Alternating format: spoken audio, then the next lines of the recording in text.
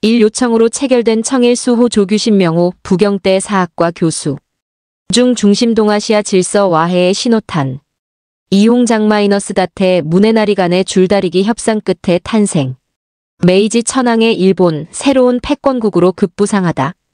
메이지 시대를 전후해 한일 관계의 변화를 보여주는 일본 목판화. 일본 공사 오토리 게이스케. 일행 왼쪽에게 조선의 사신이 내정 개혁을 받아들인다는 내용의 협정서를 건네고 있다. 메이지 천황은 1868년 8월 27일 양력 즉위식을 거행했다. 뒤이어 9월 8일 연호를 메이지로 바꿈으로써 새로운 천황이 치러야 하는 의례를 마무리했다.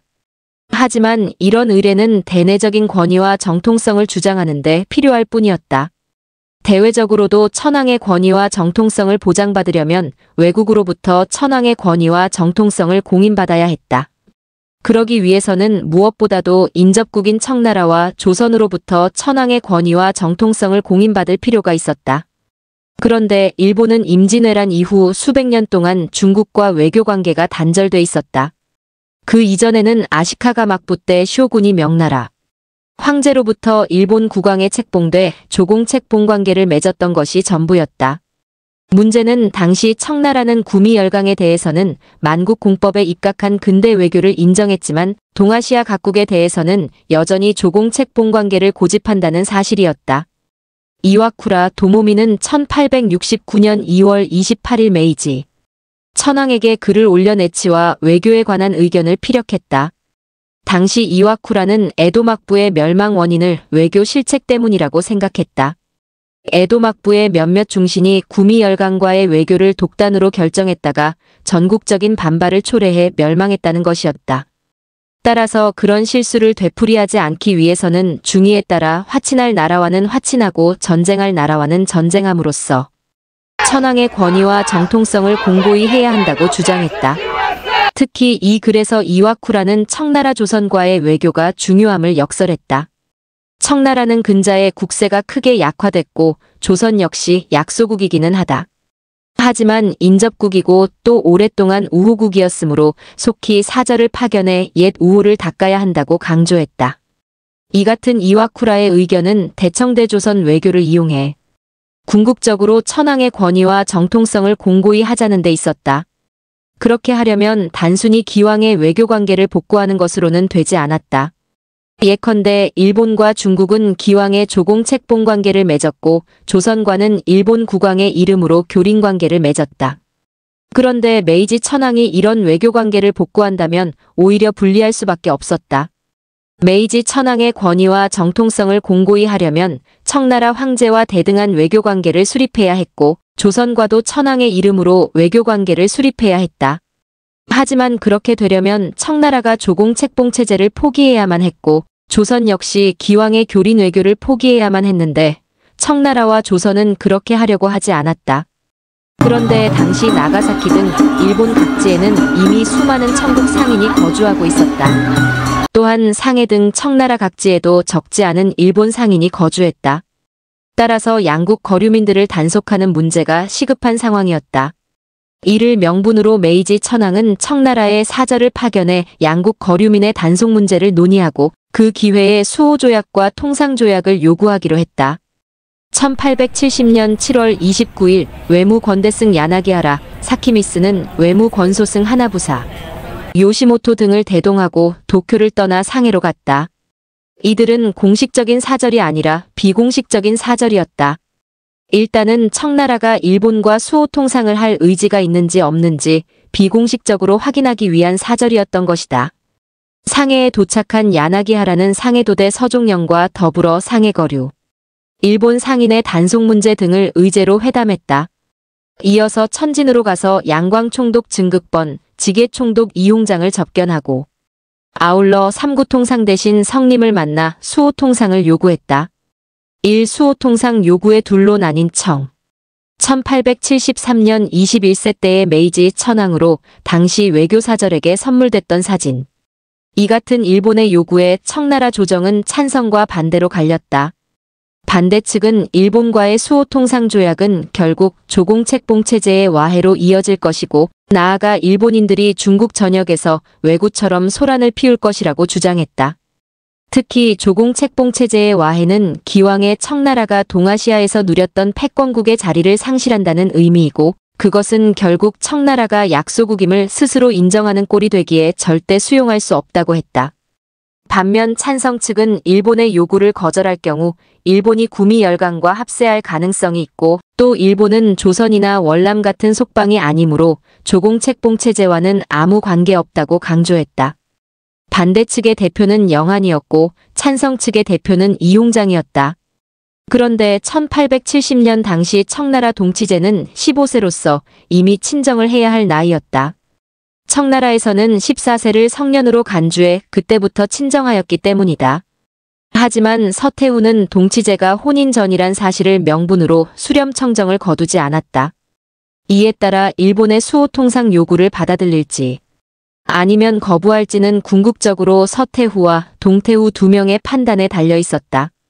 양태후는 중요한 국정은 수렴청정을 하는 자리에서 군기 대신들의 의견을 들어 결단했다. 수렴청정은 동치 황제가 거처하는 자금성의 양심전에서 거행됐다.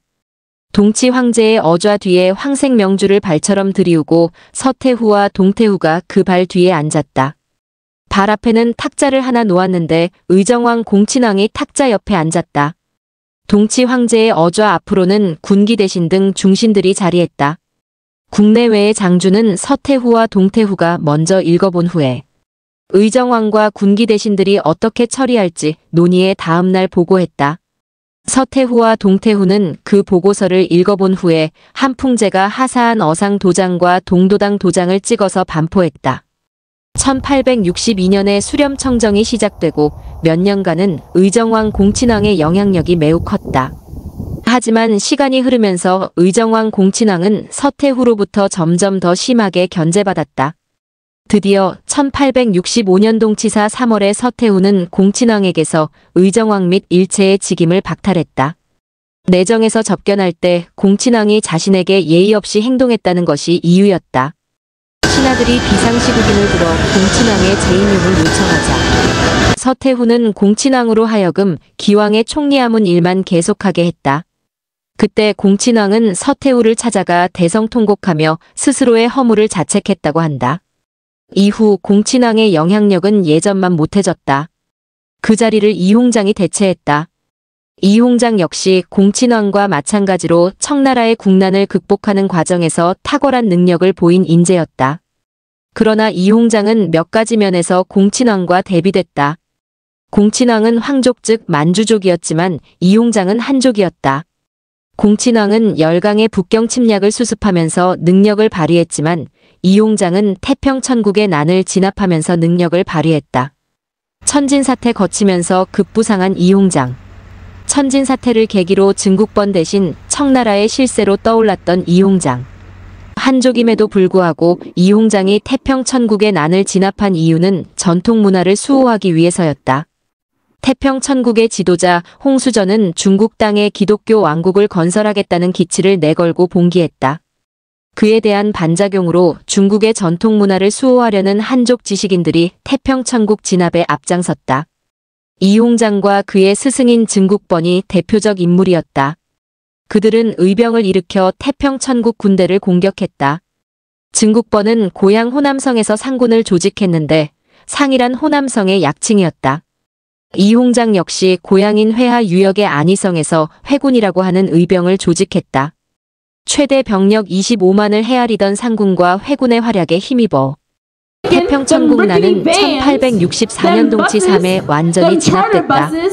태평천국의 난을 진압하는 과정에서 증국번과 이홍장은 수차례 지방 총독을 역임했다. 또한 효과적인 군사작전을 위해 그들의 추천을 받은 지인들이 총독 또는 순무에 임명됐다. 태평천국 난이 진압된 이후에도 전국 각지에서 농민 반란군이 봉기함으로써 증국번과 이홍장의 역할은 여전히 컸다. 이에 따라 동치 황제 초반의 권력 구도는 서태후와 공친왕을 대표로 하는 중앙 권력과 증국번과 이홍장을 대표로 하는 지방 권력으로 양분되다시피 했다. 그런데 1870년 동치 9 6월 천진에서 수만 명의 군중이 교회를 습격해 수십 명의 서양인과 신도를 살해하는 폭동이 발생했다. 원인은 기독교 선교에 대한 중국인들의 반감이었다. 제2차 아편전쟁 이후 천진이 개항되면서 서양 선교사들은 적극적인 선교 활동을 벌였다. 특히 프랑스 선교사들이 적극적이었다. 자연히 천진 시민들 사이에 반프랑스 감정이 높아졌다. 천진 시민들 사이에는 프랑스 선교사들이 어린아이들을 유괴해 배를 갈라내고 눈을 파낸다는 유언비어가 난무했다. 소문을 조사하던 중 양측이 충돌해 프랑스 영사를 비롯한 수십 명의 서양인이 살상됐고 중국인들 또한 10여 명이 죽거나 다쳤다. 흥분한 천진 시민들은 선교사들이 세운 교회 고아원 회사 등을 습격해 파괴했다. 프랑스는 책임자 처벌과 손해배상을 요구했다. 프랑스는 폭동 주모자뿐만 아니라 천진의 관리들도 연대 책임을 물어 처벌하라 요구했다. 이런 프랑스의 요구에 영국, 미국 등도 동조했다. 프랑스, 영국, 미국 등은 천진으로 군함을 파견해 무력 시위를 벌였다. 10년 전 영국과 프랑스의 연합함대가 천진을 공격하고 북경을 점령하기 직전과 유사한 상황이 재현됐다. 당시 천진 사태는 일종의 외교 문제였다. 그래서 천진 사태는 천진에 상주하는 북양 대신이 처리해야 할 사안이었다. 그렇지만 서양 열강은 천진이 지계성에 소속됐기에 지계 총독과 협상하려 했다. 당시 지계 총독은 증국번이었다. 이에 따라 증국번이 청나라를 대표해 서양 열강과 협상하게 됐다. 무력을 앞세운 서양 열강과 협상에 임하는 증국번은 매우 난처한 입장이었다. 최악의 경우 서양 열강과 전쟁까지도 각오해야 했지만 그럴 수 없었다. 당시 청나라의 현실로는 서양 열강을 이길 수 없었다. 증국번은 민족 자존심을 내세우는 국내의 여론보다는 무력을 앞세운 서양 열강의 요구에 따를 수밖에 없었다. 증국번은 폭동 주모자는 물론 천진의 관리들도 처벌하고 북양 대신을 프랑스에 보내 사죄하겠다는 약속까지 했다. 증국번이 서양 열강의 민족 자존심을 팔아먹었다는 여론이 폭발했다. 서태후는 증국번을 희생양으로 삼아 천진 사태를 해결하고자 했다. 증국번은 지계 총독에서 해임됐다. 후임으로는 이홍장이 됐었다. 서태후는 공친왕에게 필적할 만한 권력을 이홍장에게 줬다. 지계 총독뿐만 아니라 북양 대신까지 겸임시켰던 것이다. 지계 총독 겸 북양 대신인 이홍장이 총괄하는 산동성직 예성 요녕성에 소재한 계양장의 외교통상국방은 사실상 청나라 외교통상국방의 핵심이었다. 이홍장의 역할이 커진 만큼 공친왕의 역할은 축소됐다. 이는 일본과의 외교관계에서도 마찬가지였다. 1870년 9월에 외무 건대승 야나기하라 사키미스가 상해를 거쳐 천진에 도착했을 때는 서태후가 공친왕 대신 이홍장을 한창 신임하던 때였다.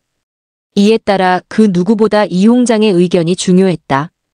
당시 이홍장은 일본의 요구를 거절할 경우 일본이 구미 열강과 합세할 가능성이 있고 또 일본은 조선이나 월남 같은 속방이 아니므로 조공책봉 체제와는 아무 관계없다는 점을 들어 수용해야 한다는 입장이었다. 특히 이홍장은 일본의 요구를 수용하면 일본을 청나라 영향권 안에 묶어둘 수 있으므로 구미 열강에 공동으로 대항할 수 있다는 점을 강조했다. 서태후 정권 대신 보내면 의논하겠다. 청나라 말 수렴 청정을 하는 등 중원을 쥐락펴락했던 서태후. 서태후는 이홍장의 의견에 따라 일본의 요구를 수용하기로 결정했다. 다만 이번에 야나기하라는 공식적인 사절이 아니므로 메이지 천황 명의의 전권 대신을 보내면 수호 통상을 의논하겠다고 약속했다. 이에 수반되는 재반 문제는 이홍장이 응보시 진음과 더불어 미리 검토에 대비하도록 명령했다. 그때가 1870년 윤 10월 26일이었다. 이홍장은 일본과의 수호 통상에서 어떻게 하면 일본을 청나라 영향권 아래 묶어둘까에 더해 어떻게 하면 기왕의 조공책봉 체제를 최대한 유지할까에 대해 가장 많은 신경을 썼다. 특히 어떻게 하면 기왕의 조공책봉 체제를 최대한 유지할까 하는 문제는 당시 청나라 국익에 결정적으로 중요했다.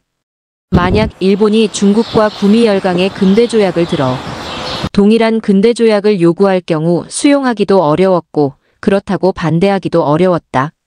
수용한다면 장차 조선 유구월남 등과도 동일한 근대 조약을 맺어야 하는데 그것은 조공책봉 체제의 와해를 의미했다.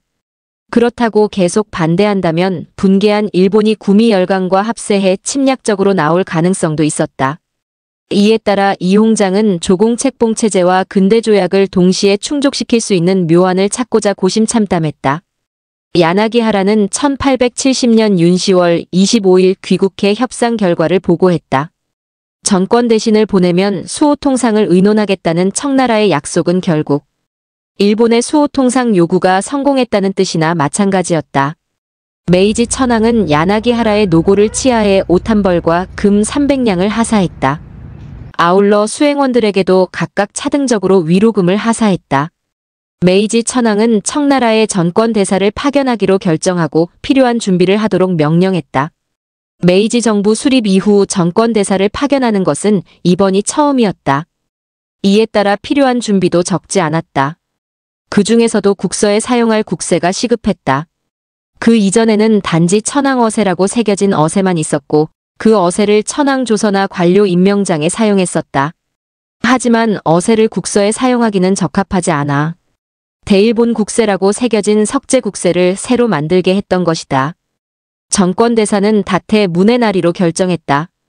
부사에는 기왕의 야나기하라를 임명했다. 이들의 위임장과 청나라 황제에게 보내는 국서에는 공이 새로 만든 대일본 국세를 찍었다. 국서의 내용은 대일본국 천황이 대청국 황제에게 공경이 아뢰입니다. 지금 세계에서는 국제교류가 날로 융성해지고 있습니다. 우리나라는 이미 구미 여러 나라와 수호통상하고 있으니 이웃한 귀국과 같은 나라와 더불어 친선의 예를 닦는 것이 진실로 마땅합니다. 그렇지만 아직도 사신과 패백을 보내 화호를 맺지 못해 심히 유감으로 생각합니다. 이에 특별히 대장경 다태 문해나리를 귀국에 파견해 성신을 통하고 아울러 전권으로서 편의에 따라 일을 처리하게 하려 합니다. 귀국은 교의를 생각하고 인호를 돈독히 해 즉시 전권 대신을 파견해 함께 협상해 조약을 체결하기 바랍니다. 라고 돼 있었다. 이 같은 국서는 형식적으로 대일본국 천황이 대청국 황제에게 보내는 것으로서 천황과 황제의 대등한 입장을 강조하는 것이었다. 실제로 일본은 청나라와 대등한 입장에서의 수호통상을 목표로 했다. 일본 역사에서 천황 명의로 중국 황제에게 국서를 보낸 것은 고대 천황제 때 이후 처음이었다. 당시 일본의 국서에는 해 뜨는 나라의 황제가 해지는 나라의 황제에게라는 표현이 있었는데 이번의 국서에는 대일본국 천황이 대청국 황제에게라고 함으로써 고대 천황제 때의 국서 형식을 상당 부분 모방했다. 획일주의 BS 특이주의 힘겨루기. 청나라 말기 비룡각화보에 실린 격구를 즐기는 여성들. 이뿐만 아니라 전권 대사를 파견할 때도 고대 천황제 때의 파견 의례를 상당 부분 모방했다. 즉 다태 문해나리와 조정 중신들이 신전에 참배하고 사행을 고하면서 무사성공을 기원했던 것이다. 참배가 끝난 후 메이지 천황은 다태 문해나리 등에게 신주를 하사했다. 이어서 다태 문해나리 등을 불러 위임장과 국서를 직접 전달해줬다. 이후 메이지 천황이 외국에 전권 대사를 보낼 때는 이런 방식으로 했다. 다태 문해나리는 1871년 5월 18일 도쿄를 출발해 6월 7일 천진에 도착했다. 이에 대응해 서태후는 이홍장을 전권 대신으로 삼아 다태 문해나리를 상대하게 했다. 6월 9일 상견례를 마친 후 이홍장과 다태 문해나리는 본격적으로 협상에 들어갔다. 양국 사이의 최대 쟁점은 근대조약으로 할 것인가 아니면 조공책봉 체제로 할 것인가에 있었다.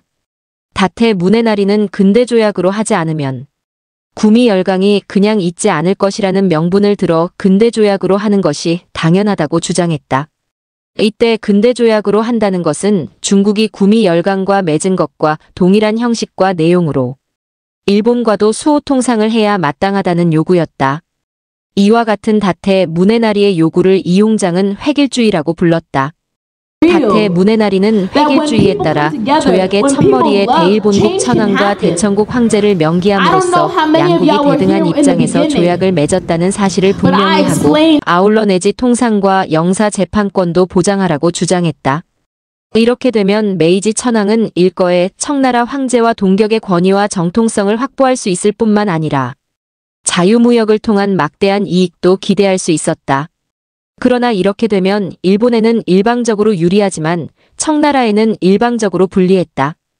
이홍장은 중국의 일본과 구미열강은 여러 면에서 다르므로 동일한 근대 조약을 맺어야 한다는 주장은 어불성설이라고 반박했다. 예컨대 일본은 아주 가까이 있지만 구미열강은 아주 멀리 있다고 했다. 또한 중국 상선이 구미열강에는 왕래하지 않지만 일본에는 자주 왕래한다고도 했다.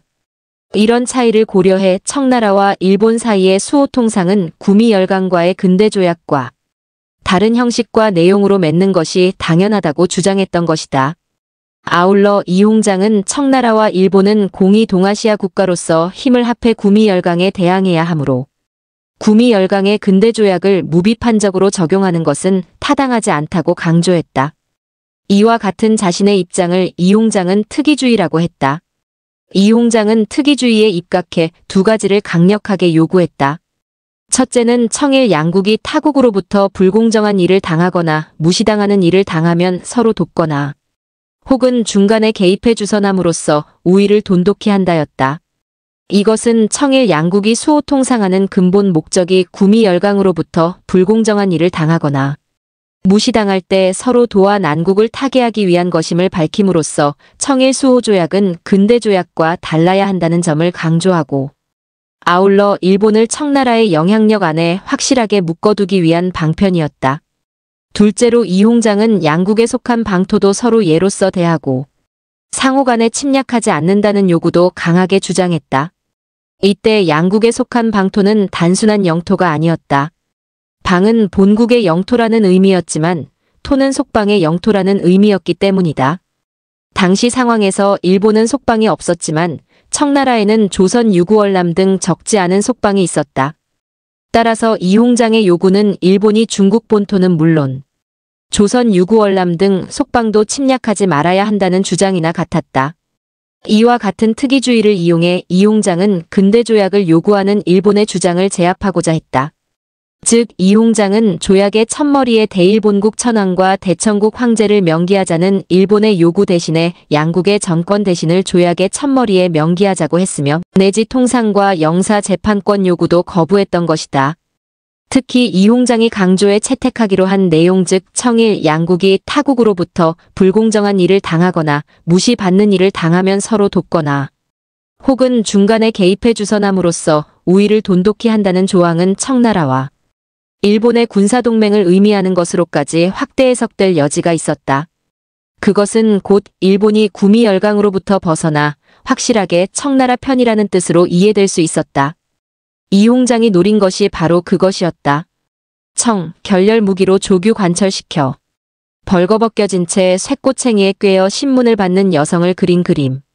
17세기 청나라를 찾은 네덜란드 동인도 회사 사절단의 올퍼트 다퍼가 그렸다. 이 그림이 실린 책은 유럽에서 널리 읽히며 청나라에 대해 부정적 이미지를 낳았다. 사진 제공 너머북스. 당시 이홍장은 49세였고 다태 문해나리는 54세였다. 비록 다태 문해나리가 나이도 많고 한하게 해박하기도 했지만 이홍장은 청나라 최고의 지식인이자 경세가였다. 획일주의를 주장하는 다태 문해나리는 특이주의를 주장하는 이홍장을 상대하기 벅차했다. 이는 이홍장의 경륜이 앞섰기 때문이기도 했지만 일본에 비해 청나라의 입장이 아직은 우세한 결과이기도 했다. 냉정히 볼 때 당시 일본은 청나라에 비해 수호통상이 훨씬 아쉬운 입장이었다. 새로 출범한 메이지 천황을 위해서도 또 열악한 국가 재정을 위해서도 청나라와의 수호통상은 꼭 필요했다. 반면 청나라는 해도 그만 안 해도 그만이었다. 최악의 경우 협상이 결렬돼 일본이 구미열강에 합세한다고 해도 일본이 국제외교를 주도할 수는 없었다. 따라서 이홍장은 다태 문해나리가 획일주의를 강력하게 주장할 때마다 협상 결렬을 무기로 특이주의를 관철시키곤 했다. 이런 배경에서 청나라와 일본 사이의 수호통상 협상은 이홍장의 주도로 진행됐다. 한 달여의 협상을 거친 결과 1871년 7월 마침내 18조로 된 청일 수호조규와 33조로 된 통상장정이 조인됐다. 이렇게 조인된 청일 수호조규는 이홍장의 특이주의에 따라 조공책봉체제와 근대조약이 교묘하게 결합한 모습을 갖게 됐다.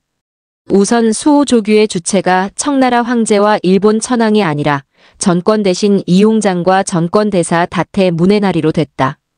이에 따라 명칭도 조약이 아니라 조규가 됐는데 조규라는 이름은 청나라 황제의 특별한 배려로 청일수호가 이루어졌음을 드러내기 위한 이용장의 의도에서 생겨났다. 청일 전쟁 1894년 개전 소식을 듣고 술렁거리는 서울 거리 외국인들의 모습. 당시 프랑스 신문 르푸티 파리지행 1894년 8월 13일자에 실린 사파다. 또한 청일 수호 조규의 제1조는 양국에 속한 방토도 서로 예로서 대하고 상호간에 침략하지 않는다인데 이 또한 이용장의 주장으로 들어간 내용이며 청일 양국이 타국으로부터 불공정한 일을 당하거나 무시받는 일을 당하면 서로 돕거나 혹은 중간에 개입해 주선함으로써 우위를 돈독히 한다는 제2조 역시 이용장의 주장으로 들어간 내용이었다. 다만 쌍방 모두 최애국 대우는 인정하지 않고 서로 영사재판권을 인정해 양국민의 분쟁 시에는 양국 관리의 협의 아래 재판을 하며 관세율도 상호 협정으로 시행할 것을 약속함으로써 일본 요구가 어느 정도 반영되기에 이르렀다. 이렇게 보면 청일 수호 조규의 명칭 및 대의는 이용장의 주도로 성립했음을 알 수 있다.